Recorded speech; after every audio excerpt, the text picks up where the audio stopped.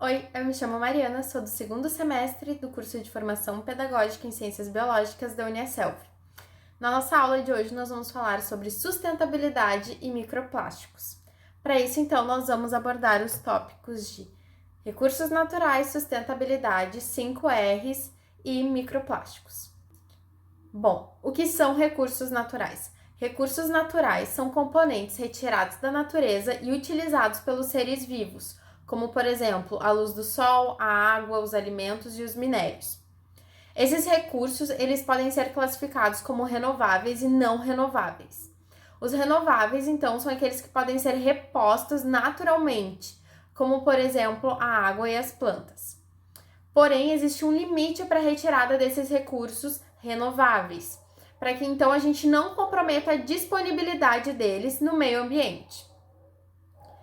Já os recursos não renováveis precisam de um tempo muito longo para serem renovados, como por exemplo, o petróleo e os minérios, tá?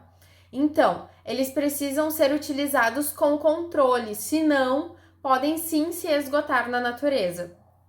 A sustentabilidade são ações que tomamos que permitem que a Terra e seus biomas se mantenham vivos, protegidos e alimentados de nutrientes, a ponto de estarem sempre bem conservados e à altura de riscos que possam advir. Então, a sustentabilidade busca atender às necessidades das gerações atuais, sem comprometer a capacidade das gerações futuras em atender às suas necessidades.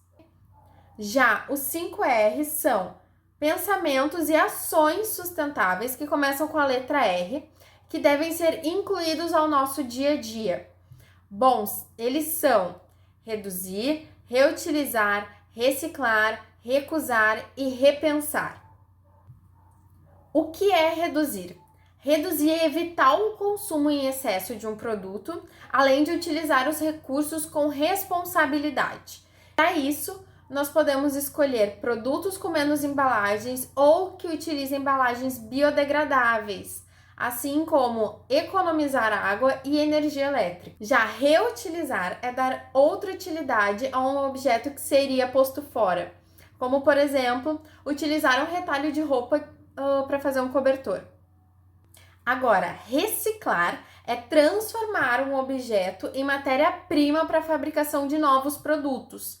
Então, nós podemos, por exemplo, pegar garrafas de vidro quebradas, derreter elas e fazer novas garrafas. Já recusar é não comprar produtos desnecessários ou que prejudiquem o meio ambiente e a saúde. Para isso, nós podemos, então, comprar produtos que sejam biodegradáveis. E por último, então, nós temos repensar. Bom, repensar é revisar todos os nossos hábitos de consumo e as nossas ações, pensando no que nós podemos mudar para diminuir a utilização de recursos naturais e descarte de resíduos. Por exemplo, quando a gente for comprar algum produto, a gente pode verificar se ele afeta o meio ambiente e quais os resíduos que ele gera, optando sempre então por produtos que causem menos impacto e que tenham menos resíduo. Agora a gente vai entender o que são os microplásticos. Bom, os microplásticos são partículas de polímero sintético menor que 5 milímetros. Essas partículas, então, elas são classificadas como microplástico primário e microplástico secundário. O microplástico primário, ele também é chamado de pellet, tá? Ele tem origem na indústria, sendo produzido desse tamanho para compor então a forma de outros produtos, tá? Eles chegam ao meio ambiente normalmente pelo descarte inadequado de alguma das etapas de fabricação, além da perda acidental durante o transporte e até mesmo pelo esgoto doméstico, já que eles são utilizados em alguns sabonetes esfoliantes e pastas de dentes como abrasivos. Já os microplásticos secundários, eles têm origem da degradação de fragmentos maiores de plástico quando expostos a fatores ambientais, como radiação UV, presença de oxigênio, mudanças de temperatura, a umidade, ação de ondas e o contato com contaminantes e micro-organismos, chegando então à natureza por meio do descarte inadequado de plástico.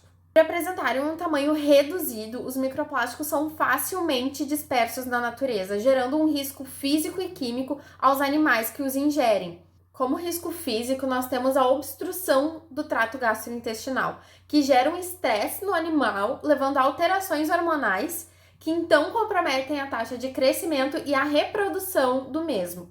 Já o risco químico, ele se refere à intoxicação que pode ocorrer por meio do microplástico como vetor de transporte de contaminantes. Além disso, os componentes químicos presentes no microplástico podem se solubilizar dentro da biota. Quando falamos do risco por inalação, nos referimos apenas à espécie humana. Essa inalação, ela pode gerar então doenças respiratórias e cardiovasculares quando em baixa exposição e até mesmo ao câncer pulmonar quando em alta exposição. Recentemente, estudos têm demonstrado a presença de microplásticos em diversas regiões geográficas, compartimentos ambientais e em produtos de consumo humano, como por exemplo bebidas e comidas. Como exemplo desses estudos, então, em 2015 foi encontrado microplásticos em 21 amostras de sal de cozinha vendidos na Espanha. Em 2018 foram encontrados microplásticos na beira da praia e em dunas das cidades de Torres, Cabras e Capão da Canoa, no litoral norte do Rio Grande do Sul. E em 2020 foi encontrado microplástico na água da torneira da região do Plano Piloto, em Brasília. Dessa forma, então, nós vemos na aula de hoje que os recursos naturais podem ser renováveis e não renováveis, que a sustentabilidade busca, por meio de ações, atender às necessidades das gerações atuais, sem comprometer a capacidade das gerações futuras em atenderem às suas necessidades. Já os 5R são ações que buscam a sustentabilidade, sendo eles reduzir, reutilizar, reciclar, recusar e repensar. E os microplásticos são partículas de polímeros sintéticos menores que 5 milímetros que apresentam riscos físicos e químicos à biota. Dessa forma, nós podemos concluir que a redução do consumo de plástico e a priorização do consumo de biodegradáveis e o descarte adequado dos plásticos são ações sustentáveis que podem e devem ser incorporadas ao dia a dia da sociedade como forma de reduzir a emissão e degradação de plásticos, assim como a formação de microplásticos, assegurando um ambiente equilibrado e protegido para as gerações futuras. Obrigada por ficar comigo até aqui. Essas são as referências utilizadas na elaboração dessa videoaula. Até mais!